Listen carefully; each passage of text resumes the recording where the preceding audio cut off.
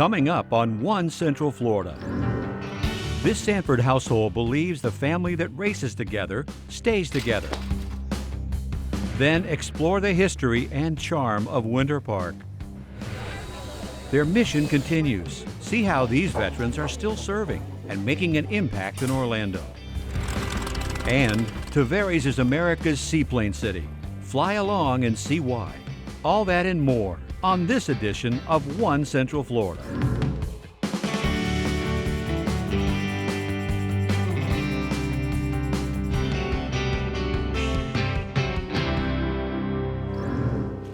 So how'd your PowerPoint presentation go at school today? It's not unusual for a lot of families to eat dinner and then retreat to either watch TV or play video games. But that's not the Potts family of Apopka.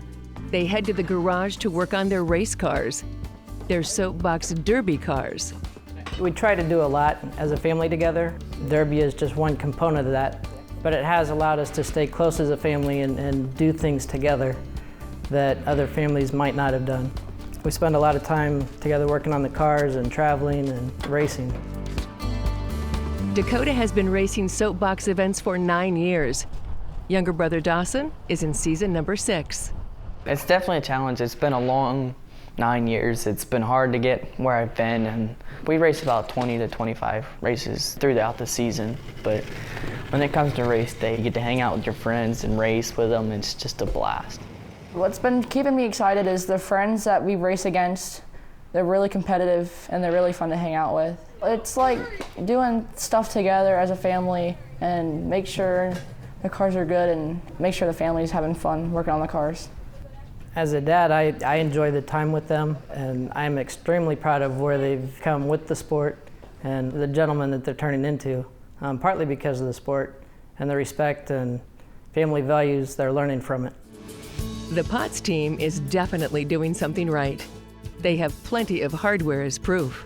We have trophies all over the house, many places, many spots. We've built 2 or 3 shelves in each bedroom. We've got some all around the house just to decorate. It's neat to look at them, brings back memories of good times through all the years. Good morning. It's our 28th annual Soapbox Derby. Sanford's Derby Park is the home track for the Potts family, and all of this year's hard work boiled down to this final race of the season, with a berth in the Soapbox Nationals at Akron on the line. To win here is huge. To go as a local champion representing Region 7 in Sanford, it's the biggest race of the year for us. It's winner takes all. Lane 1, Dakota Potts, .298. I love to see them get excited and be competitive with it. I like to see them challenge themselves and set a goal. And if you win, you win. If you lose, you lose. We never get upset, and I like to see that with the family as we go as a team. The cars go through a weigh-in, and the well-oiled Potts team shifts into race day mode. As they prepare for the elimination-style runs, Dad is there to help and give some final words of encouragement. Drive it like you've been driving it, okay? Keep it nice and smooth. Make sure you get over when you're supposed to. Dawson is running in the Super Stock class. Older brother Dakota is racing in the Masters class. Race day, they come and they support us, and it means a lot because we've been racing many years and the family enjoys it, and when we get together and get to spend time with each other, it's a lot of fun. We make it fun. It feels exciting having your parents there. It feels great because there's other families that do the same thing, and you all can just come together and work as a team. It's just so much fun going down the hill. Nice. Lane 1, Dawson Potts, .016. For me, I'm a nervous wreck, but I'm proud of the boys. They're doing a great job, and I hope they can finish it. Both boys advanced to the finals, and in Dakota's final heat, he won the battle, but lost the war. Dakota Potts won that heat, but Catherine's 255 was better. Catherine Lindsay is your Masters champion by 13 thousandths of a second. That's all right. That's okay. You did fantastic. Fantastic. I got down there and they said 13 thousandths of a second. I was just, oh, it hit me.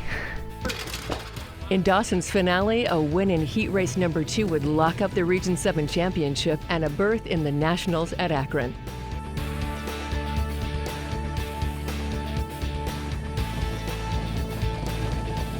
Awesome. Dawson Potts is your champion. Woo! One wins with your second. Good job. Good job. California, car 111. This led to Dawson's third trip to the Nationals, which took place in mid-July. As expected, the competition was tough. Dawson started strong, winning the first heat races. But in round 2 of the competition, he was eliminated by a mere 25 thousandths of a second. The way they handle things today, even outside of Derby, the lessons they've learned have been invaluable. And I think Derby helped with that early on, just setting the family values and the atmosphere that it creates for families.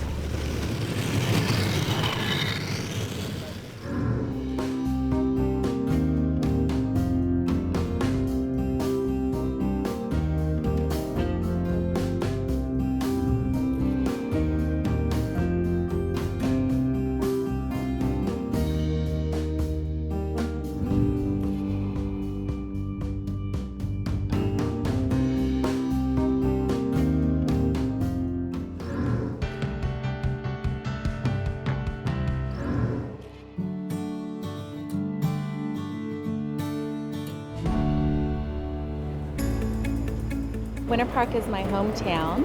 I was born in Winter Park Memorial Hospital and always knew I wanted to come back home.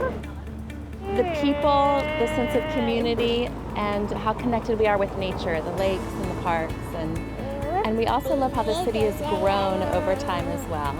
Winter Park in Orange County is well known for its charm, downtown shopping district, and exquisite lake homes. Like many Central Florida towns, its story begins in the late 19th century. Northern businessman, wealthy man, Loring Chase, comes down here in 1881, just after the railroad had opened, creating all kinds of new possibilities for new towns. Falls in love with this area, originally known as Osceola, and buys 600 acres and renames it Winter Park.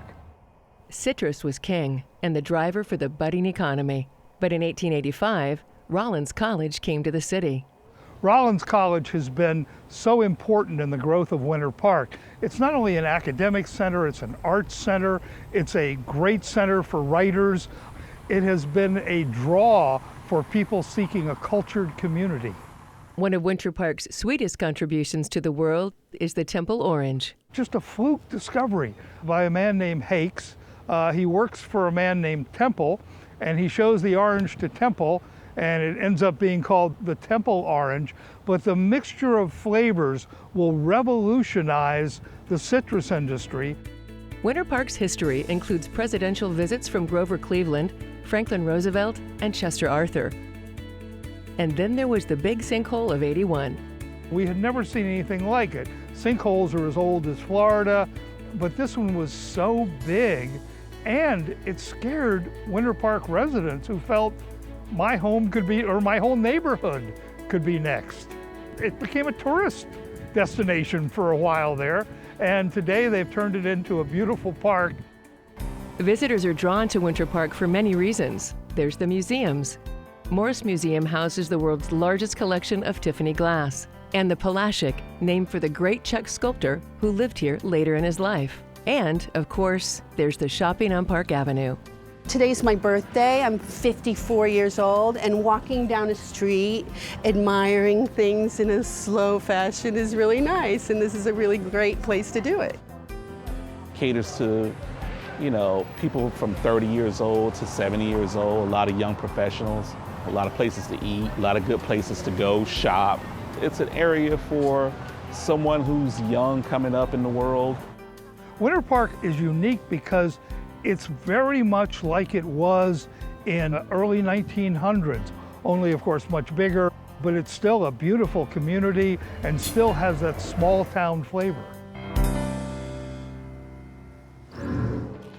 Coming up on One Central Florida, veterans sometimes have trouble adjusting to civilian life, but these Orlando vets are coping by continuing their mission in Orlando. Also, fly along in Tavares seaplanes.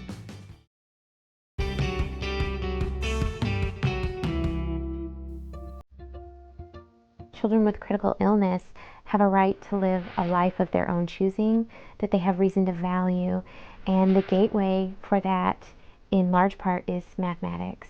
Critically ill children can miss out on weeks or months of school. UCF's Dr. Megan Nichols is dedicated to helping children keep on track and learn mathematics through robotics. When I met Dr. Nichols, my grades were low at the time, and she helped me learn more things with the robots and math, and it just helped my grades go to like from really low to like A+.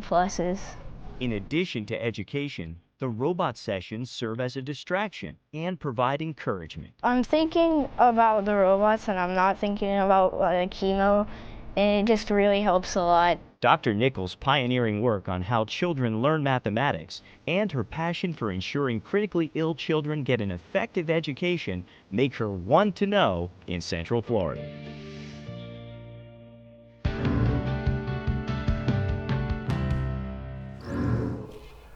It was the morning of May 19th, 2010. Bagram Air Force Base came under the worst attack on an air base since Vietnam. A handful of suicide bombers in American uniforms had infiltrated 2 spots and were trying to basically take as many casualties and collateral damage as they could. I interdicted with elements of the Special Forces unit, went over the wall, eliminated the threat, and followed them to basically secure the perimeter, and in doing so stepped directly on a Russian legacy mine. It threw me 10 feet in the air and took off the bottom of my right leg and pretty much the back of my left. As with many veterans, Captain Withers' wartime trauma followed him home. It was very, very difficult, and I think one of the main kind of issues with PTSD is isolation and withdrawal. So, it comes down to, do you want to, be staring at the 4 walls? Do you want to go out and get a drink? And, all the dangers that presents. We're out here with these young folks. But discovering that he could continue to serve great. helped him move forward. And I came across The Mission Continues, and it was like the skies opened up and a ray of light. This is too obvious almost, that to take nonprofits that could really use some good veterans committing time and effort to their organization, and veterans that could really use to get out of the house and give back to their community. Linking those two together and making that happen as smoothly as it does is incredible. The main focus of The Mission Continues is really to embrace that drive to serve that veterans have. So to be part of a mission that's greater than our own. Here in Orlando, we have 2 platoons. The service platoons are groups of veterans that exist to provide manpower and some resources to other nonprofits where they are lacking. So when they are not able to take care of something, we can go ahead and assist them.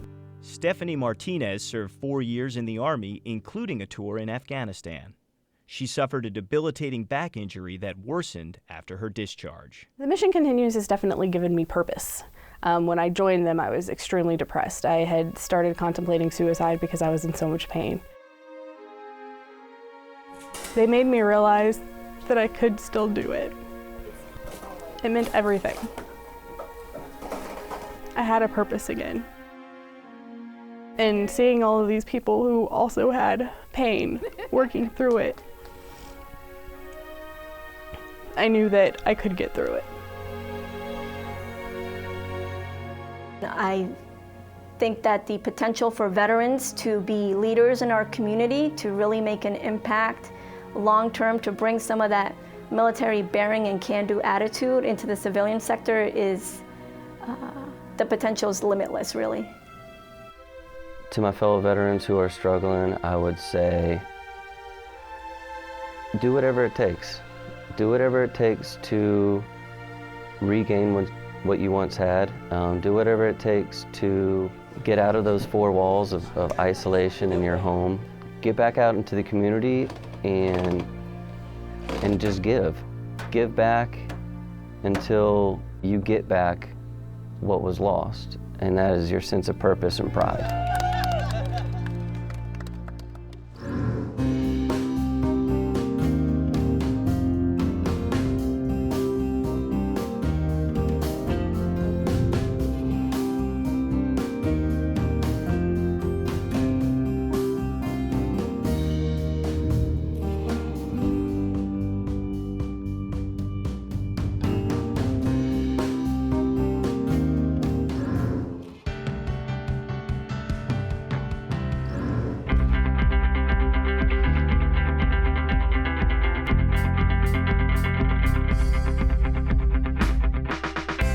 Seaplanes in Florida is just a fabulous combination. Number one, because there's so much water. And number two, because the freedom of being able to land just about anywhere in Florida.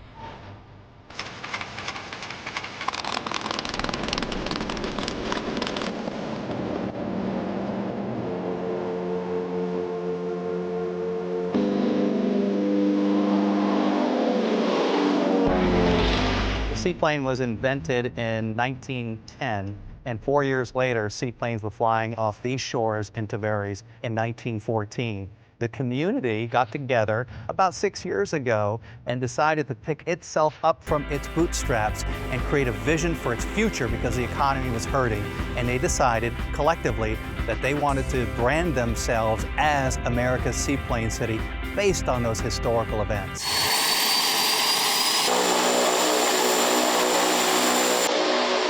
The rebranding of America's Seaplane City has brought jobs and growth to our community. We came to Tavares because there was a meeting of the minds with regard to what Tavares was looking to do with their city and making it America's Seaplane City, and the fact that we manufactured seaplanes and we were looking for a place to be able to conduct our business and grow our business, and we have the perfect place to do this.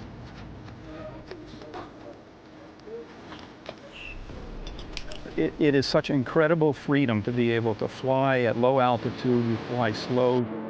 It's like riding your motorcycle in the air. Tavares is great in the way that they embrace the seaplane community. So many communities around the country put aviation as far away from the center of town as possible, whereas Tavares brings it into the center of town and really builds the town around it and gets the town excited about it. There's a lot of cute little towns, there's a lot of pretty little towns, a lot of waterfronts, but people have to have a reason to go there. We find that since we built the restaurant on the marina here and the seaplane base, that we have people coming, sitting here having lunch, just waiting for seaplanes to land. One of the things that we do that's for the public is we do seaplane rides, anywhere from 10 minutes up to about an hour and a half or so. We've done over 4,000 seaplanes in the last 2 years. It's blew our expectations out of the water. So we see a steady growth in jobs and our economy here based on our theme.